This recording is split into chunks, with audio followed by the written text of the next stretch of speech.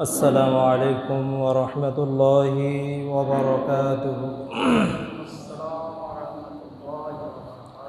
الحمد لله نحمده ونستعينه ونستغفره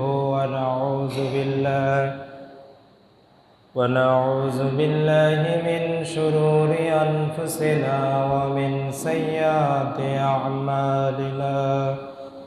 من يهد الله فلا مضل له ومن يضلله فلا هادي له. ونشهد أن لا إله إلا الله وحده لا شريك له. ونشهد أن سيدنا وحبيبنا ومولانا محمدًا عبده ورسوله الذي أرسله بالحق بشيرا ونذيرا وداعيا إلى الله بإذنه وسراجا منيرا. فقد قال الله تعالى في كلامه المجيد والفرقان الحميد: أعوذ بالله من الشيطان الرجيم. بسم الله الرحمن الرحيم. يا أيها الذين آمنوا لا تتبعوا خطوات الشيطان ومن يتبع خطوات الشيطان فإنه يأمر بالفحشاء والمنكر ولولا فضل الله عليكم ما زكى منكم من أحد أبدا ولكن الله يزكي من يشاء والله سميع عليم. وقال تعالى: إن الله وملائكته يصلون على النبي يا أيها الذين آمنوا صلوا عليه وسلموا تسليما. اللهم صل على سيدنا مولانا محمد وعلى آل سيدنا مولانا محمد. اللهم صل على سيدنا مولانا محمد وعلى آل سيدنا.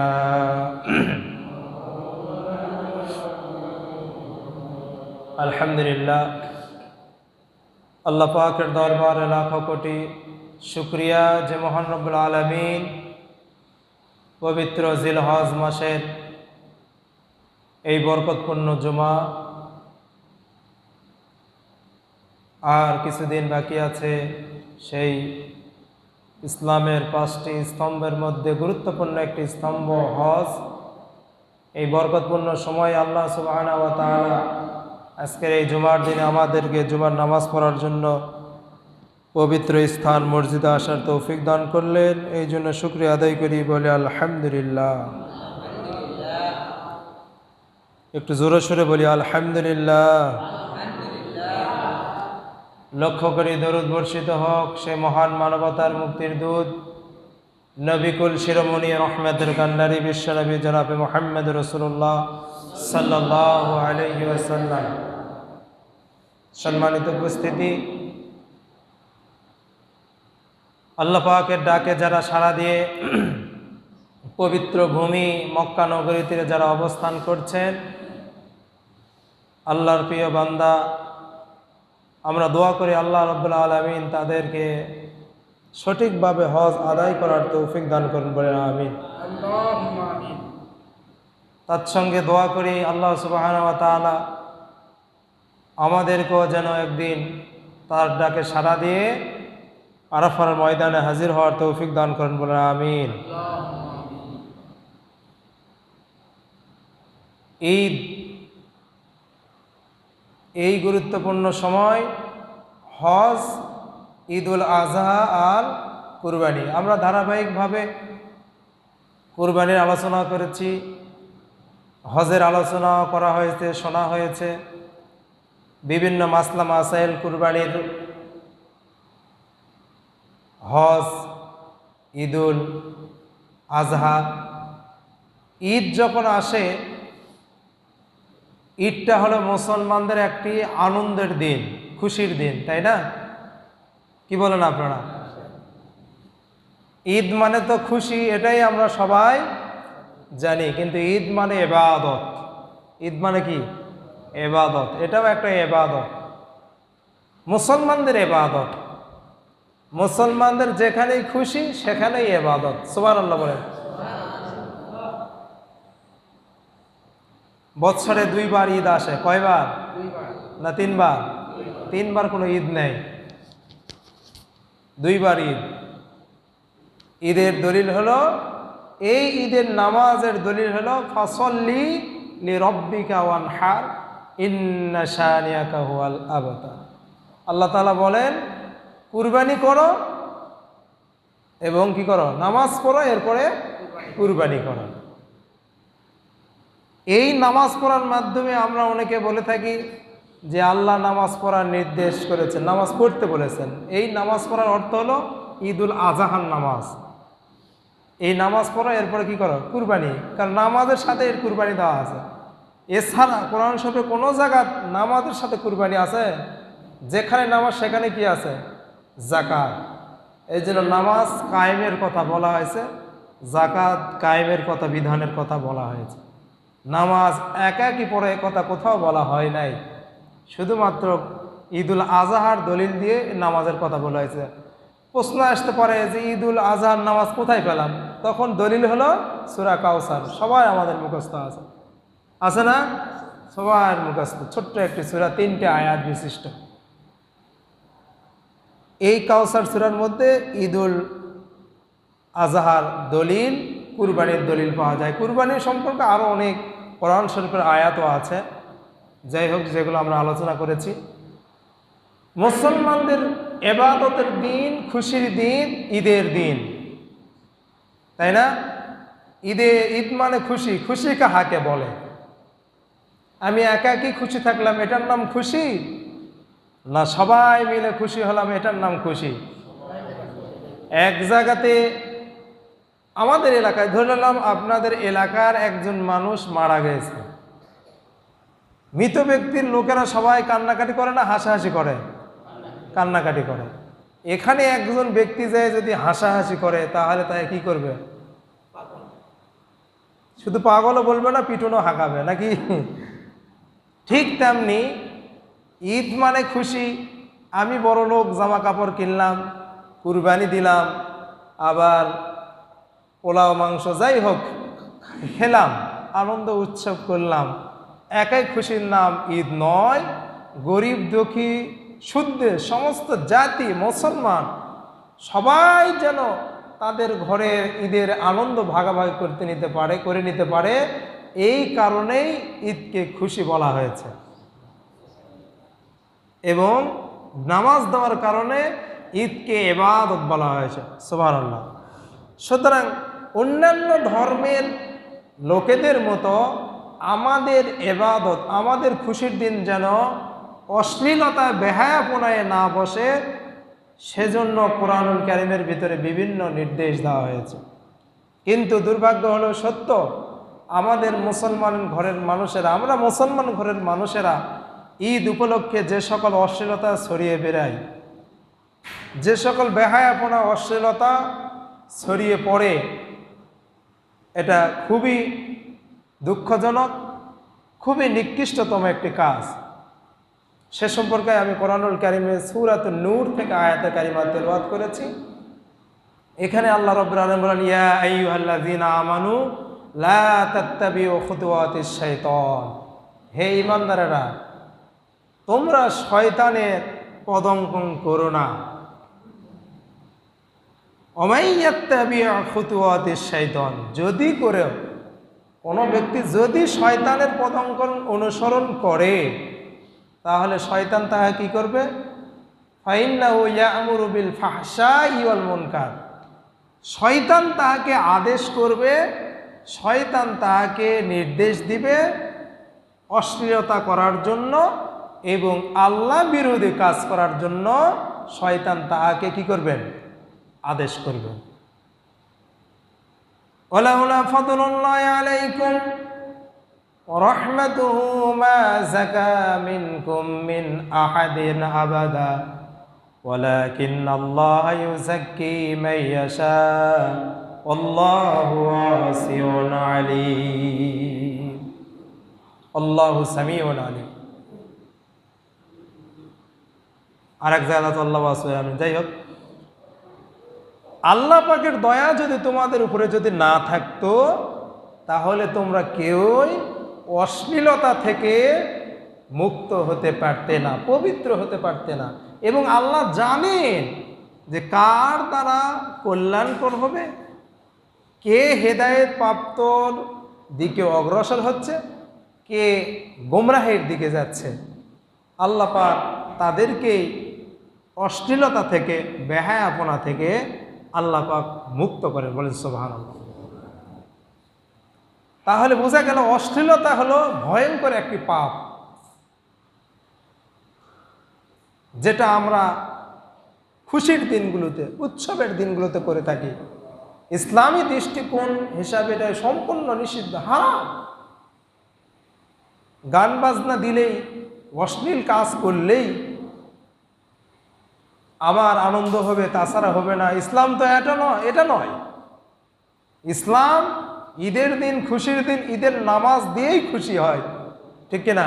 কুরবানি করা বিশাল একটি খুশির ইবাদত, হজ করা অনেক একটি খুশির ইবাদত। ঈদুল ফিতরের দিন 1 মাস সিয়াম সাধনা করে ঈদের নামাজে যাওয়ার বিশাল একটি আনন্দের উৎসব, ঠিক কিনা? কিন্তু এর মধ্যে যারা অশ্লীলতা ছড়িয়ে দেয়, সমাজের কিছু মানুষ আছেন যারা অশ্লীলতা ছড়ায়, আল্লাহ রাব্বুল আলামিন তাদের সম্পর্কেও বলছে, ইন্নাল্লাযীনা ইউহিব্বুনা আন তাশিআল ফাহিশাতু ফিল্লাযীনা আমানু লাহুম আযাবুন আলীম ফিদ দুনিয়া ওয়াল আখিরাহ আল্লাহু ইয়ালামু ওয়া আনতুম লা তা'লামুন। নিশ্চয় সমাজের কিছু মানুষ আছে যারা চায় মুসলমানদের ভিতরে অশ্লীলতায় ছড়িয়ে পড়ুক। আল্লাহ রাব্বুল আলামিন বলতেছেন, ফিদ দুনিয়া ওয়াল আখিরাহ, এদের জন্য দুনিয়াতেও শাস্তি, আখিরাতেও শাস্তি। নাউজুবিল্লাহ বলেন। সমাজের কিছু মানুষ আছে অশ্লীলতা ছড়িয়ে বেড়ায়, সে নিজেও অশ্লীলতা ছড়ায়, আবার অন্য মানুষকে উৎসাহিত করে, তাদেরকে কাছে ডেকে নেয়। এদের জন্য শাস্তি দুনিয়াতেও আছে, আখিরাতেও আছে। আল্লাহ তাআলা বলেন, ওয়ালা তাকরাবুজ জিনা ইন্নাহু কানা ফাহিশাতাও ওয়া সাআ সাবিলা। জিনা ব্যভিচার তো দূরের কথা, তার নিকটবর্তীও তোমরা হবে না। ইন্নাহু কানা ফাহিশাতাও ওয়া সাআ সাবিলা, নিশ্চয় জিনা ব্যভিচার সবচেয়ে ভয়ঙ্কর একটি পাপ। জোরে বলেন নাউজুবিল্লাহ।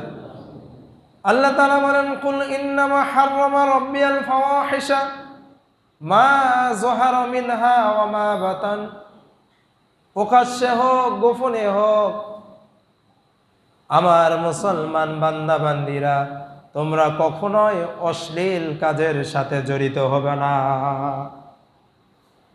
এরপরে আল্লাহ রাব্বুল আলামিন আরো বলেন, যেটা আমরা খুতবার মধ্যে শুনে থাকি, প্রতি জুমায়, ঈদের খুতবা হোক, জুমার খুতবা হোক, যে আয়াতে কারিমা ইমাম সাহেব বলে থাকে আমরা সবাই শুনি কিন্তু জানি না, ইন্নাল্লাহা ইয়া'মুরু বিল আদলি ওয়াল ইহসানি ওয়া ইতাইযিল কুরবা ওয়া ইয়ানহা আনিল ফাহশাই ওয়াল মুনকার। নিশ্চয় মানুষের মধ্যে আল্লাহ রাব্বুল আলামিন বললেন, নিশ্চয় আমি তোমাদেরকে আদেশ করতেছি, উপদেশ দিচ্ছি, মানুষের সঙ্গে ন্যায় বিচার করো, তাদের প্রতি ইহসান করো, দয়া করো, ইনসাফ করো, এবং অশ্লীল কাজের নিকটবর্তীও তোমরা হয়ো না। এই 5-6টা আয়াতে কারিমা আমি আপনাদের সামনে তেলাওয়াত করলাম অশ্লীলতা সম্পর্কে। ঈদ খুশির দিন, ইবাদতের দিন, এই ইবাদতের দিনে আমাদের সমাজ যেন অশ্লীল কাজের সাথে জড়িত না হয়, এ কারণে আজকের এই আলোচনা। বিভিন্নভাবে মানুষ সমাজের মধ্যে অশ্লীলতা ছড়িয়ে পড়ে, কেউ পোশাকের মাধ্যমে ছড়ায়, কেউ অভিনয় করে ছড়ায়, কেউ বা কথাবার্তার মাধ্যমে, অশ্লীল গানের মাধ্যমে, অশ্লীল অভিনয়ের মাধ্যমে সমাজের মধ্যে অশ্লীলতা ছড়িয়ে দেয়।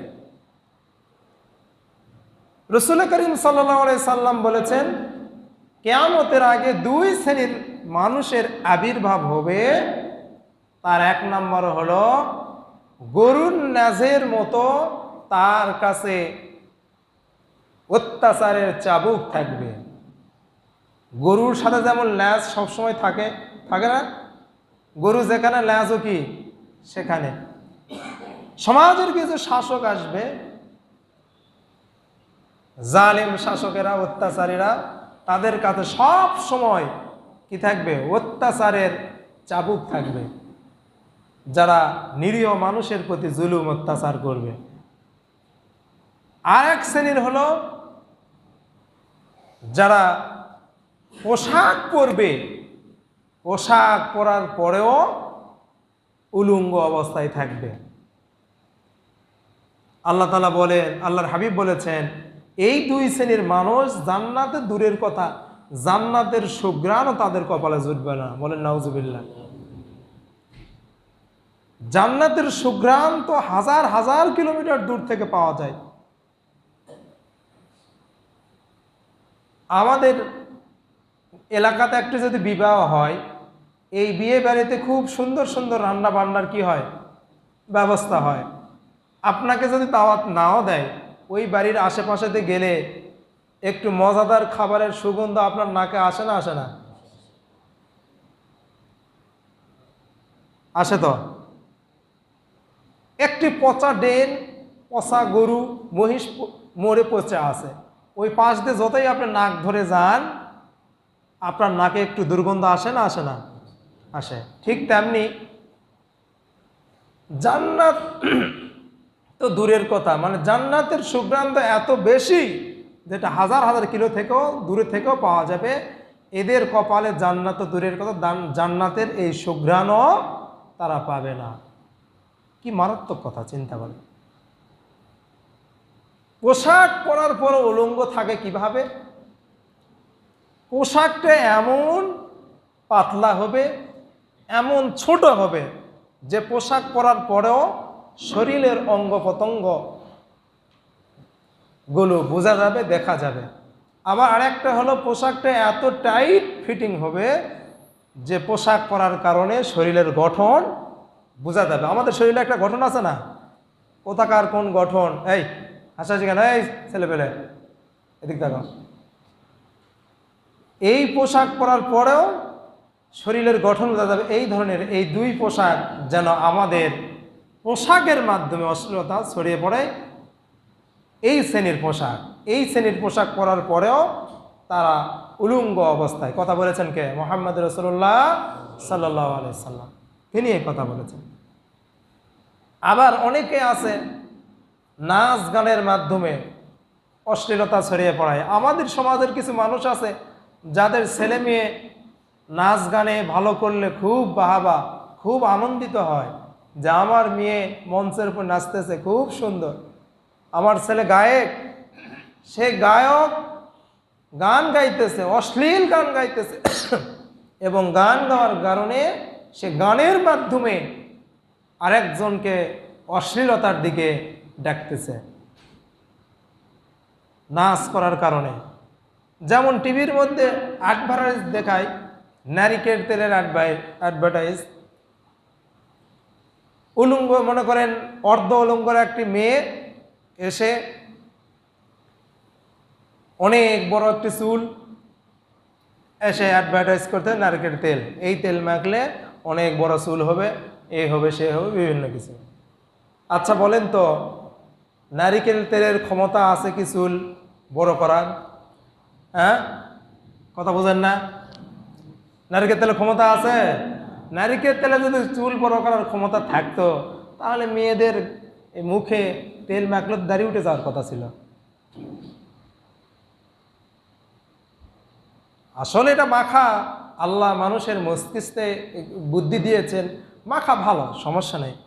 কিন্তু নাউজুবিল্লাহ মিন যালিক, অবশ্যই নারিকেল তেলের কোনো ক্ষমতা নাই। সে যদি ভালোভাবে অ্যাডভার্টাইজ করতো কথা ছিল, কিন্তু সে অশ্লীলভাবে তার পর্দাকে নষ্ট করে অ্যাডভার্টাইজ করতেছে আর বলতেছে এই অ্যাডভার্টাইজের টাকা, সিনেমার টাকা, যাত্রা করার টাকা, গান বলা, এই সমস্ত ইনকাম কি হারাম। এই হারাম টাকা দিয়ে অভিনয় করে, অ্যাডভার্টাইজ করে টাকা পয়সা কামাই করে আব্বা আম্মাকে যদি হজে পাঠায় তাহলে ওই হজ হবে নাকি? হজ তো দূরের কথা, নামাজ রোজা কিচ্ছুই হবে না, ঠিক কিনা? সুতরাং আমাদের ছেলে পেয়ে যেন এই অশ্লীল অবস্থায়, অশ্লীলতা তাদের ভিতরে যেন পেয়ে না বসে।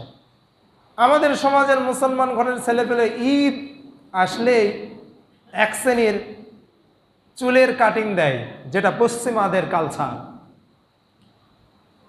তাদের চুল মুসলমানদের কোনো অংশই তাদের ভিতরে নেই, এমনভাবে চুলের কাটিং দিয়েছে পশ্চিমাদের সেই ইহুদিদের খেলোয়াড়। তাদের ডিজাইন সেলুনে গিয়ে দেখবেন একটা ডিজাইনও সুন্নতের তরিকার নাই, সবগুলি ওই শয়তানদের তরিকা। ওই ইহুদির বাচ্চারা মুসলমানদের কিভাবে হত্যা করছে, ফিলিস্তিনের দিকে তাকান না? এই জাতির মুসলমানের সন্তানেরা, তোমরা কি ফিলিস্তিনের দিকে তাকাও না? নিষ্পাপ মায়ের দুধের বাচ্চাকে তারা হত্যা করতেছে, অথচ রসুলের যুদ্ধর নির্দেশ কি? বৃদ্ধর গায়ে হাত দিবে না, মহিলাদেরকে হাত দিবে না, বাচ্চাদের গায়ে হাত দিবে না। আর তারা অন্যায়ভাবে দুধের বাচ্চাকেও তারা হত্যা করতেছে, নারীদের প্রতি তারা জুলুম করতেছে। আর তোমরা সেই মুসলমানের ঘরের সন্তানেরা ওই ইহুদিদের সিলসিলা গ্রহণ করে তাদের মতো চুলের কাটিং দাও, তাদের মতো হাফ পান পরো। হাফ পান পরার সমাজের ছেলেপেলে এখন কম না বেশি? 20-এর ঊর্ধ্বে 25-30 বছরের ছেলেপেলে হাফ পান পরে ঘুরে বেড়ায়। আমরা ছোট থাকতে এরকম মনে হয় দেখি না, ইদানিং একটু বেশি হয়েছে। স্কুলে ক্লাস 5-এ উঠলে আর কোনো বাচ্চাকে হাফ পান পরায় দেখা যায় না। আজ বালেক ছেলেপেলে, 25-30 বছরের বালেক, 20 বছরের বালেক, এই ছেলেপেলে পিতা মাতা, আত্মীয় স্বজন, ছোট বাচ্চাদের, ছোট ছোট ভাই বোন সবার সামনে কি মজা মেরে হাফ প্যান্ট পরে ঘুরে বেড়াতেছে, নাউজুবিল্লাহ মিন যালিক। অথচ তাক দেখেই তো তার ছোট বাচ্চারা, যারা ছোট ভাই ছোট বোন, তারাও তো শিক্ষা লাভ করবে না? বড়কে দেখেই তো ছোটরা শিখে, কি বলেন আপনারা? বড়কে দেখেই কি করে ছোটরা শিখে। আবার এক শ্রেণীর যুবক আছে, টাকনুর নিচে কাপড় পরে। টাকনুর নিচে কাপড় পরা কবিরা গুনাহ, কিয়ামতের দিন আল্লাহ তাআলা এই সকল মানুষের সঙ্গে গোসা করে কথাও বলবেন না। বলেন নাউজুবিল্লাহ। এই হলো পোশাকের অশ্লীলতা।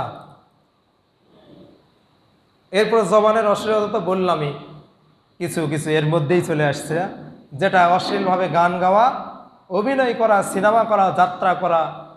এই পোশাক মানে এই পরিবেশে যারা অশ্লীলতা ছড়ায়, এটা এক শ্রেণীর। আরো অনেক আছে। এই সকল অশ্লীলতাগুলো জেনা ব্যভিচারের দিকে ধাপিত করে। আর সমাজে ইফটিজিং কেন হচ্ছে, জেনা ব্যভিচার কেন হচ্ছে? ছোট্ট ছোট ছেলে মেয়েরা পিতামাতাকে না জানিয়ে বাসা থেকে বের হয়ে চলে যাচ্ছে, একাকী বিবাহ করতেছে। একাকী সমাজের মধ্যে যারা অশ্লীলতা ছড়িয়ে পড়তেছে এই সকল কারণে।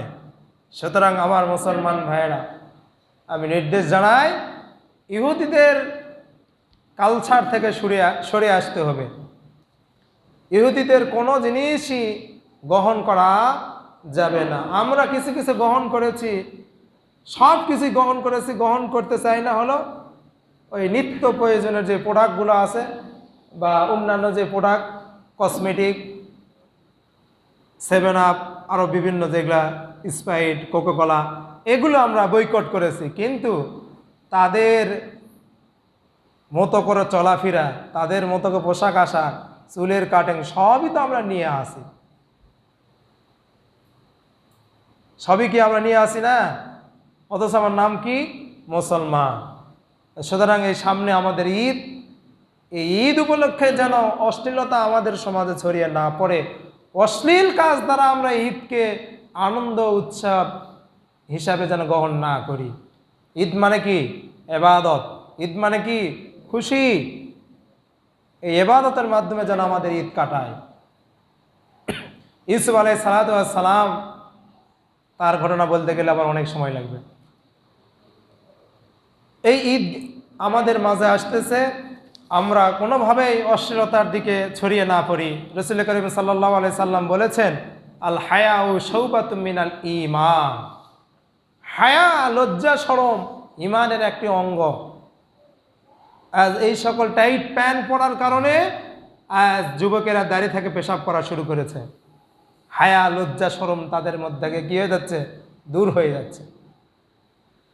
ছোট ছোট পোশাক পরে ছোটদের মাধ্যমে চলাফেরা করার কারণে লজ্জাহীনতা তাদের কমে যাচ্ছে। আর লজ্জা হচ্ছে ঈমানের একটি অঙ্গ। রাসূল করিম সাল্লাল্লাহু আলাইহি সাল্লাম বলেছেন, তোমরা যখন পেশাব করতে বসবে, পাহাড়ের আড়ালে, ঝোপ ঝাড়ের মধ্যে, গোপন জায়গায় তোমরা পেশাব করতে বসবে, যাতে করে দূর থেকেও তোমাদেরকে দেখা না যায়। আর আমাদের সমাজের ছেলেপেরা যেখানে 10টা মানুষ থাকে সেখানেই দাঁড়িয়ে থেকে পেশাব করে। এই কুকুরের চাইতেও নির্লজ্জ, বেহায়া। কুকুরের ওই স্বভাব নাই। যাই হোক, ঈদ আমাদের মাঝে আসতেছে। ঈদের কিছু সুন্নত বলি। ঈদুল আজহার সময় জোরে জোরে তাকবীর বলা। সবাই বলে তো আল্লাহু আকবার, আল্লাহু আকবার, লা ইলাহা ইল্লাল্লাহু, আল্লাহু আকবার, আল্লাহু আকবার, ওয়ালিল্লাহিল হামদ। বুখারী শরীফের হাদিস।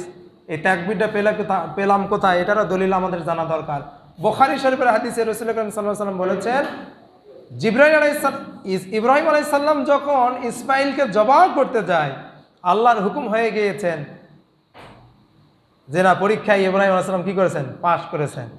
ছুরি চালাতে যাবে এমন সময় জিবরাইল জান্নাত থেকে একটি দুম্বা নিয়ে আসতেছেন। কি নিয়ে আসতেছেন? দুম্বা, জান্নাতে দুম্বা, যেটা ইব্রাহিমের ছুরির নিচে দিবে। এখন জিবরাইল মনে করছেন যে আমি জান্নাত থেকে যেতে যেতে মনে হয় ইসমাইলের গলা ছুরি চেপে দিবে, এই জন্য জোরে একটি তাকবীর মারলেন, আল্লাহু আকবার, আল্লাহু আকবার। ইব্রাহিম আলাইহিস সালাম এই তাকবীর জিবরাইলের কাছ থেকে আওয়াজ শুনে, তিনি ছুরি না চালায় ওর আওয়াজ শুনে তিনি তাকবীর বললেন, লা ইলাহা ইল্লাল্লাহু। ইসমাঈল আলাইহিস সালাম চিন্তা করলেন, আমার বাবা বললেন, জিবরাইল বললেন, তাহলে আমি কি বললাম? বলেন শেষের আয়াত কি?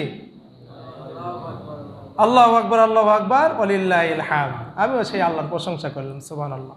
এইভাবেই এই তাকবীরটা এসেছে। আইয়ামে তাশরিক জিলহজ মাসের 9 তারিখ ফজর থেকে 13 তারিখ আসর পর্যন্ত 23 ওয়াক্ত উচ্চ স্বরে ফরজ নামাজের পরে একবার এই তাকবীর পড়া ওয়াজিব, 3 বার পড়া মুস্তাহাব সুন্নত। ছেলে মেয়ে উভয়ের জন্য ফরজ নামাজের পরেই এই তাকবীরটা আমরা পাঠ করব। এবং ঈদের দিনে সকালবেলা ঈদুল আজহার নিয়ম হলো খালি পেটে যাওয়া, কুরবানি গোস্ত খাওয়া। খালি পেটে যাব, গিয়ে যাওয়ার সময় জোরে জোরে তাকবীর বলতে বলতে কি যাব, সম্ভব হলে এক রাস্তাতে যাব আর এক রাস্তা দিয়ে আসব। এবং সেই দিন গোসল করব, অবশ্যই গোসল করব এবং উত্তম পোশাক পরিধান করব। নতুন পোশাক কোনো বিষয় না, উত্তম পোশাক যেটা আপনার কাছে প্রিয়, সুন্দর, ভালো লাগে, যেটা পরে আপনি সব জায়গায় যেতে পছন্দ করেন, সেই উত্তম পোশাক পরিধান করে ঈদগাহের মাঠে যাব। ঈদগাহের মাঠে যাওয়ার সময় যেন ছাদর বাদর মনে করেন শরীরের অবস্থা ভালো নয়, দেখতে সুন্দর লাগতেছে না, পোশাক আশাকের অবস্থা ভালো নয়, পাগলের মতো যাচ্ছেন, মাথার টুপি হাতে নিয়ে, লুঙ্গি এইদিকে একদিকে ধরে নিয়ে যাচ্ছেন, এইরকম যেন না হয়। সুন্দরভাবে ঈদগাহের মাঠে যাবেন, আনন্দ উৎসব করতে হবে। ঈদের দিন তো আনন্দের দিন। এবং আতর, সুগন্ধি এগুলো ব্যবহার করবে, এগুলো হলো সুন্নতে আমল। এই আমলগুলো রাসূল সাল্লাল্লাহু আলাইহি ওয়াসাল্লাম করেছেন। এবং ঈদুল আজহার নামাজ তাড়াতাড়ি পড়ে এসে সর্বপ্রথম যে কাজটা করা সেটা কি? কুরবানি করা ওয়াজিব। কুরবানি করা ওয়াজিব। কুরবানির সাথে আপনারা যাদের কুরবানি আছে আপনারা কুরবানি করবেন। এবং গরিব দুঃখী সবার ঘরে যেন কুরবানির গোস্তটা পৌঁছে যায়, এদিকে আপনি নজর রাখবেন, খেয়াল করবেন। যারা সারা বছর গোস্ত খেতে পারে তাদের উপরেই কুরবানি ওয়াজিব হয়, কারণ তাদের টাকা পয়সা বেশি থাকে, সারা বছর গোস্ত খায় এবং কুরবানিও দিতে পারে। তা আমরা তো সারা বছর গোস্ত খাই, সুতরাং আমার ভাগের থেকে 2 টুকরা গোস্ত যদি এতিম মিসকিন, নিকটবর্তী আত্মীয় স্বজন, প্রতিবেশীর ভাগে যায়, এতে সমস্যাটা কি? আমি সেই দিন একটু কম খেলাম। কুরবানির গোস্তর যে স্বাদ আর যে বরকত, অন্য কোনো গোস্তের মধ্যে এত স্বাদ বরকত আপনি পাবেন না। কথা ঠিক কিনা? এই জন্য আপনি কিছু খেলেন, আর এই বরকত যেন আপনার প্রতিবেশী আত্মীয়স্বজন সবাই যেন পায়, সবাইকে দিবেন। আপনার পছন্দনীয় মানুষদের, যাদেরকে আপনি ভালোবাসেন, তাদেরকে কুরবানির গোস্ত দিবেন, তারা যেন খেতে পারে। 3 ভাগ করে কুরবানি দিবেন। আর কুরবানির সাথে আপনি দাঁড়িয়ে থাকবেন এবং কুরবানি করবেন। আল্লাহ সুবহানাহু ওয়া তাআলা আমাদেরকে কুরবানি কবুল করুক। ঈদের দিন আমরা যেন সুস্থভাবে ঈদের নামাজ পড়তে যেতে পারি। আল্লাহ আমাদের সকলকে তৌফিক দান করুক এবং সমস্ত অশ্লীলতা, বেহায়াপনা থেকে আল্লাহ আমাদেরকে হেফাজত করেন বলে আমিন। ওয়া আখিরু দাওয়ানা আলহামদুলিল্লাহি রাব্বিল আলামিন।